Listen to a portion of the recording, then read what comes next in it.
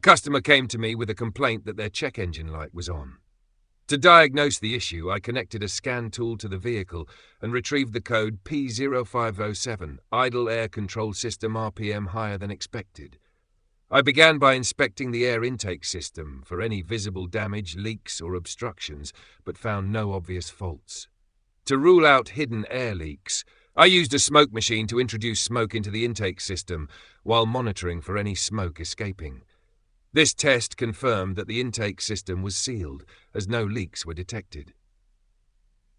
Next, I performed a visual inspection of the throttle body. During the inspection, I found that the throttle body was clogged with carbon deposits, which can restrict airflow and cause the engine idle speed to remain higher than expected. The throttle body plays a critical role in controlling the amount of air entering the engine, which affects the engine's idle speed. When the throttle body becomes dirty or clogged with carbon buildup, it can interfere with the idle air control system, leading to an increase in engine RPM at idle. Cleaning the throttle body is an effective way to restore proper airflow and resolve the issue. To address the problem, I removed the carbon deposits from the throttle body by cleaning it thoroughly.